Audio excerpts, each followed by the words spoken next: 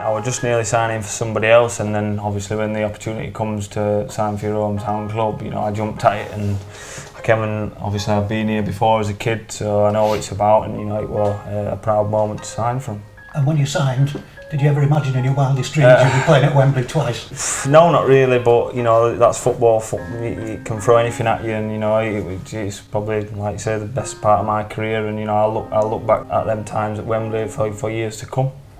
Can you remember that first game back against York City? I can. I think a lot of people were apprehensive about coming back. I've been warned in the past that it wouldn't be as good as the first time, and you know, that can sort of linger, that feeling, but there was no better way than to come back and to obviously get an assist, and then what was a great goal to be the winning goal, and that sort of kick-started the run that we had.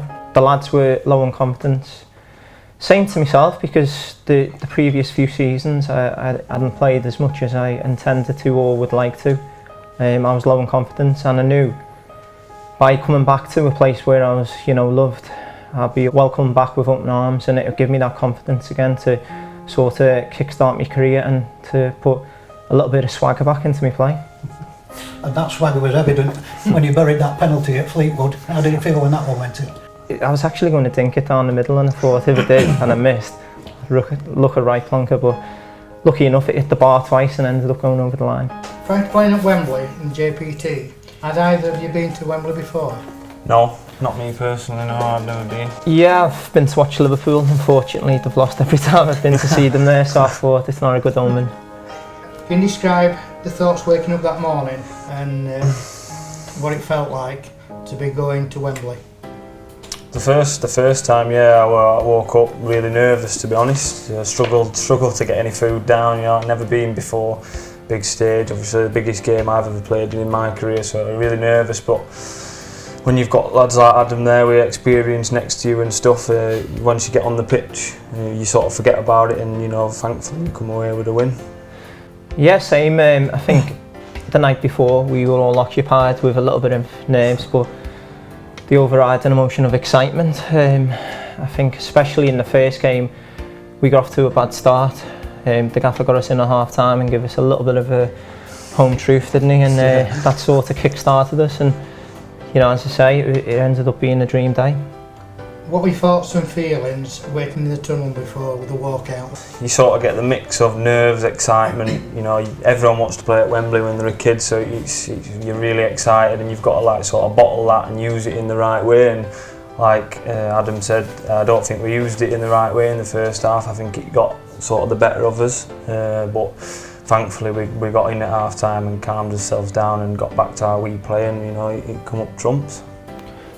Obviously I went out confident because, you know, I'm sort of labelled as I like big games, you know, the big occasion. I tend to try and do a little bit extra. I had that in my mind. I thought this is the stage where it can make you as a player. You know, you can either come away as a loser and no one remember you, or you can come away as a winner, and you know, we remembered by all of Barnsley, not just once but twice. At what point in the season did you begin to believe that Barnsley had a real chance of promotion? I'd say when we went on a run in the JPT, I think it was just the focus of each and every game, wasn't it? Yeah, we never set unrealistic targets. We never said, right, we can make the playoffs.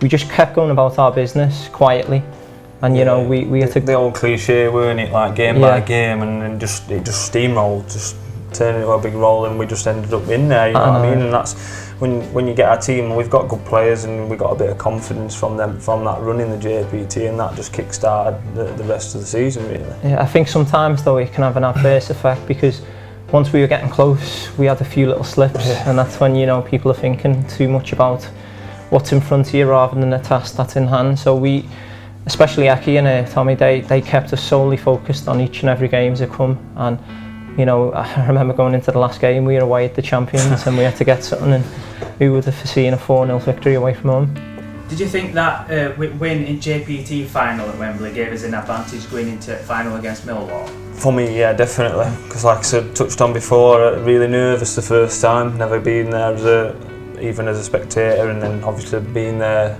before in the JPT, going there, we were all comfortable, weren't we? And I think we knew what to expect, and I don't think they did, and I think in the end that did, you know, it did work in our favour.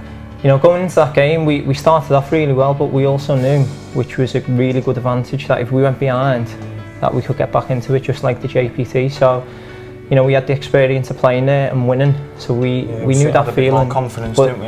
I think, yeah, as you say in football, once you get that feeling of winning at Wembley, there's no better feeling. So we didn't want to come away second best that day.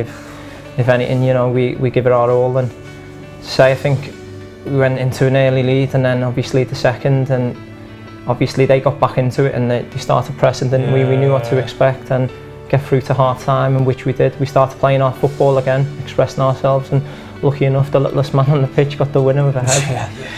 Were all the players as pleased for Lloyd Isgrove as the fans were when he scored that third goal? Yeah, definitely. Yeah, definitely. I mean, we were all used to banter him, didn't we? Like, he needs to score more goals and stuff, but you know, he popped up at the right time, and you know, what better man to score it, and you know, we were all chuffed for him, weren't we? And, yeah. But you know, we were chuffed as a team, and you know, it was a great feeling to win it. Yeah, I said in an interview after the game, in fact, I think we were more relieved that Izzy had scored a goal than we actually got the third, and we were ahead at the time.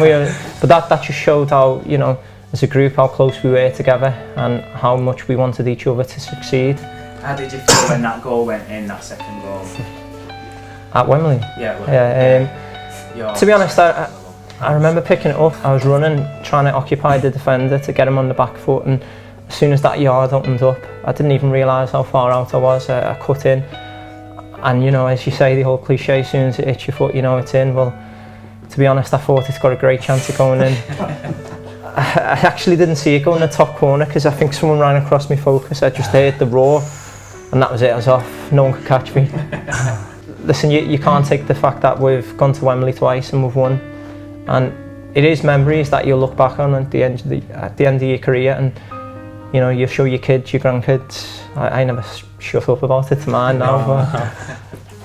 Mark, it's been an incredible couple of years for you. You're now captain of your hometown club. That must be a great honour for you. Yeah, it is. I mean, I didn't expect it to come, but you know, I'm just pleased that Eki and the staff have got the faith in me to give me the armband, and hopefully I'll lead the team as well as I can. But like you said, to captain my own hometown club, you know, it's a proud feeling for me and my family. And during your time at Barnsley, who's been the biggest influence, do you think, on you? Yeah, definitely the gaffer now, Eki. I mean, came to the club under Lee Johnson, had a bit of a set off well, but then dropped out of the side, and then played a couple of games with the young lads with the under-23s, and you know, Eki pulled me to one side, and we worked on stuff that we thought I needed to improve on the training pitch. Did a lot of work with Eki, and then obviously he comes into the manager's position and he keeps working with me on my weaknesses and stuff, and I think, you know, I've got him to thank for, you know, the better player I am now. And on to you, Adam. It's a really young squad, this, and you're the comparative old man, if you like, at 29. Yeah, nice one. Cheers for that. I feel younger. I feel younger. You know. Oh no! But hey, get the camera off me, great. Do you feel more pressure because of that? To be honest, no. I just looked at it upon I could show that I had another string to my bow. You know, I've always wanted to lead the team. Not actually be the captain, but to show leadership qualities, and you know, to help the younger guys out. And I think I did that. I set an example, and obviously the season we had was an outstanding season. We've done really well this season, but you know, going back to that, I think Hecky as well. He's not just a great manager; he's also a great person as well. You know, he takes the time out to speak to you. Not about football and things, but personal things. How's your life going? He'll always ask about the kids, and you know, it just shows how much of a nice fella he is overall. And I think that's helped me, is that he's took an interest in not only my footballing side, where I can work on, what I can do, but then he's, as a person, you know, he's shown interest in what I like to do. You know? Obviously, the fans here love you. How do you describe your relationship with the fans? Do you know, it's unbelievable. As soon as I came back, there was that infinity. You know, we share a special bond. You know, I've been a maverick player. I think the fans can understand that I can be frustrating at times, but then, you know, I can produce a bit of magic which might help win a game. They'll understand how hard I work. You know, I never shy away from any responsibility, and every game I'll put 110% into it, and to say, as a fan, that's all you can ask for.